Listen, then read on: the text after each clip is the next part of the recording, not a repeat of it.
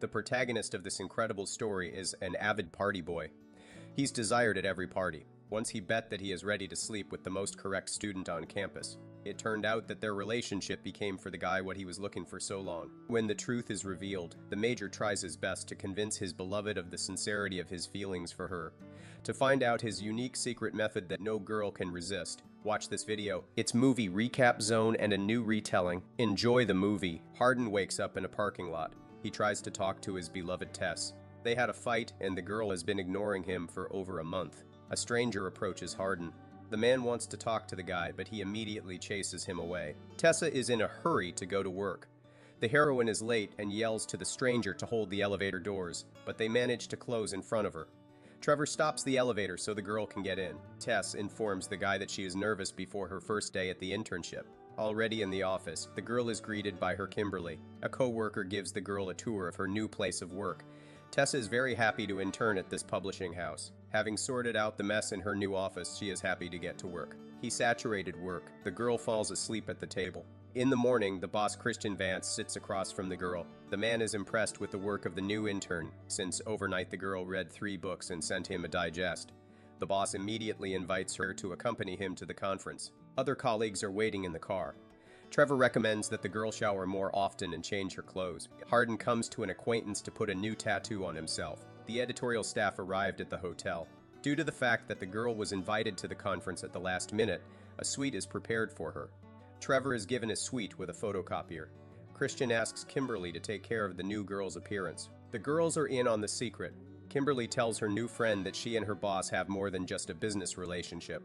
Also, Tessa learns that she got into the internship thanks to Hardin. The hero considers his new tattoo. His girlfriend invites him to a party. In the evening, Vance's employees visit the club. Men compliment Tessa's outfit. While the boss solves issues with the investor, Trevor and Tessa chat.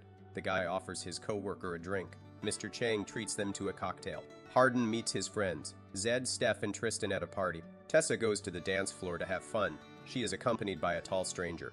The girl imagines her ex-boyfriend in his place. When the guy kisses her, Tessa pushes him away. Molly arrives at the party.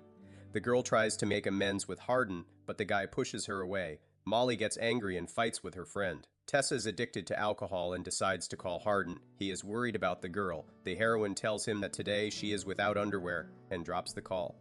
Trevor approaches her. He feels like a stranger at the club and wants to go back to the hotel. Tessa offers to eat ice cream at the hotel in her room. The guys discuss books and drink wine. The girl tells her colleague about the pluses of fiction. The girl jokingly throws a towel at him and spills wine on his clothes. She immediately wants to launder his shirt. When she asks him to take off his pants, Hardin knocks on the room door. The hero sees Trevor and is immediately angry. Tessa helps her colleague to get out of the room. Already the two of them discuss the situation. Hardin assumes that the girl wanted to have fun with Trevor. The heroine sits closer to the ex in order to tease him. She herself suggests that the guy actively spend time alone or leave the room. Hardin immediately moves to action. Early in the morning, the girl was awakened by a phone call from Kimberly. In the hotel lobby, her colleagues are already waiting for her. While the girl quickly gathers, the hero wants to talk to her about the night's events. Tessa admits that she kissed a stranger at the club. Hardin lies to her about having fun with Molly last night. Trevor meets her in the lobby. He offers her coffee and tells her about their acquaintance with Hardin. The hero visits his half-brother, Landon. He tells about their conversation with Tess. Landon sends his girlfriend a text message telling her about their conversation with his brother. Trevor brings Tess a Christmas present. A colleague has calculated the girl's travel expenses and found a used car for her, which will reduce her expenses. On emotions, the heroine kisses a friend. On Tessa's birthday, she and Landon look at the car. The friend tells about the fact that the brother flew to London. Tess arrives at Hardin's apartment. She remembers how they spent time together here and sniffs his t-shirt. On the bed, the girl finds a gift from the guy, a tablet with her favorite books. While the heroine is packing, Hardin comes home. The girl hides behind a wall. Hearing Hardin suggests the woman take a shower. She is about to accuse the guy of cheating, but sees him together with her mom, Trish. The woman is overjoyed to meet her son's girlfriend. Tease is surprised that the ex kept their breakup from his mom and agrees to play along with him. Hardin's mom insists that the girl spend her birthday with them. In the evening, she shows Tessa pictures of Hardin's baby boy. This embarrasses the guy. After putting Mrs. Scott to bed, the boys also go to bed. The girl tells the guy that she is going to leave early in the morning. Hardin strokes Tessa's belly and the couple starts kissing. The heroes decide to release the tension. In the morning, Mrs. Smith thanks the girl for making her son happy. In front of her parents' house, the heroine meets Noah. The boys are chatting. She is surprised that Carol calls her friend and not her daughter. She wants to find out what her mother is hiding. The woman reveals that she chased Tessa's father away when he wanted to see his daughter. Carol also tries to convince Tess that Hardin isn't right for her. The heroine returns the phone to her friend and goes to her lover. At night, the guy has a creepy dream. Tess calms the guy down. In the morning, Mrs. Smith tells the girl about what happened to them in the distant past. It turns out that these nightmares stopped when Hardin started dating Tess. The girl tells the woman that the guy once lied to her, which is why the heroine's mother does not love him. Hardin gives the girl a card and promises to arrange a perfect day. They go to the skating rink. It turns out that the hero is skating for the first time and constantly falls. Tess decides that they'd better visit hot yoga, but Hardin can't concentrate on the exercises. Back home, they relieve the tension after the exercises. Tess wants to please the guy, but they are interrupted by a phone call. Kimberly asks the guys to babysit Vance's son, Smith. While Tessa takes care of business, Hardin chats with the kid. Hardin accidentally swears in front of the boy, and he repeats all the new words. In the evening, the boy gives Tessa a bracelet with a quote meaningful to her.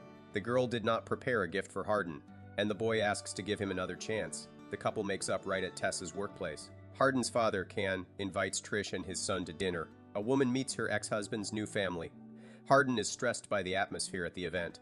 The guy decides to seclude himself with a bottle of wine in the garden. Before lunch, Ken tells a story about how he spent a vacation in Greece. Hardin thinks the man is a hypocrite. The father takes his son into another room to socialize. Ken wants to justify his leaving the family afterward, but the boy can't listen to his pathos speeches and punches the man in the face. Trish is angry at her son's behavior. She doesn't like that Hardin behaves aggressively and can't let go of the past. Tessa takes the keys from the guy and takes him home. When the heroine leaves, Hardin finds a bottle of whiskey in the closet. When the girl returns, the hero listens to music with headphones. In the morning, Tess meets Trevor in the elevator. A colleague offers her to have lunch together. Over a meal, the guys discuss her relationship with Hardin. Trevor tells the girl that he will soon move to Seattle. He sympathizes with the heroine because his sister suffers from addiction, but Tess is confident her boyfriend can handle it. In the evening, Tess and Hardin spend time together. Steph invites a friend to a New Year's party. The girl suggests the hero to go together to this party.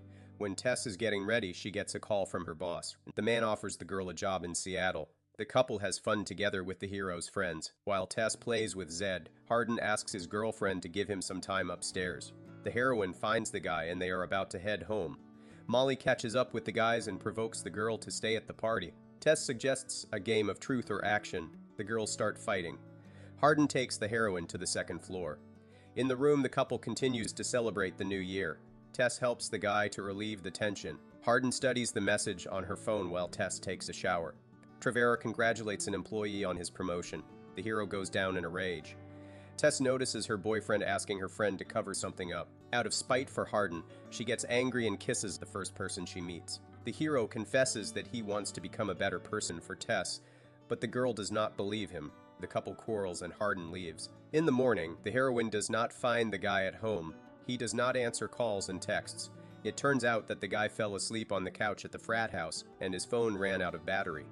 He asks an acquaintance for a ride home. On the way, Hardin gets messages from Tess. He calls the girl back. At this time, the heroine is driving around the city in her car. Answering a phone call, she gets into an accident. Passing by the scene of the accident are the guys. Hardin asks his acquaintance to stop the car and runs for an ambulance, in which his girlfriend is taken away. At home, the guy tries to find out which hospital Tessa was taken to. Landon comes to see him. The brother blames the guy for what happened to his girlfriend. Hardin calls the girl again, but the call is answered by Trevor. He asks the hero to leave Tessa alone. When the girl returns home, there is a note from the hero on the table. He decides to follow Trevor's advice and says goodbye to his beloved. The girl remembers everything that was between them. She tries to call Hardin to talk, but his phone is broken. The guy came to London to his mother. Trish helps her son cope with his nightmares and addiction to alcohol. After a while, Tessa is going to a company party. Hardin communicates with his mother. The woman tries to explain to her son that their life goes on. She tells her son that Vance is moving to Seattle and suggests that her son meet Tessa at the party. At the party, Christian proposes to Kimberly. Trevor and Tessa chat about moving to Seattle. A friend confesses to his girlfriend that he answered Hardin's phone call the day of the accident. Trevor leaves to freshen up. He wants to ask his co-worker out. At that moment, the heroine notices her boyfriend on the second floor. From surprise, the girl drops her champagne glass and runs away. Christian helps the hero find Tess, but when Hardin leaves the house, he sees a car driving away. He thinks that Tessa has left the party. In fact, the girl is standing on the porch. She walks past the guy and opens the door of the next car. Trevor sees the couple drive off together. The guys drive to a tattoo parlor to get Hardin a new tattoo. On the street, they are caught up with a stranger who wants to talk to Tess. The girl recognizes her father. This was the movie after Chapter 2 from 2020. Write in the comments what you would do if you were the heroes.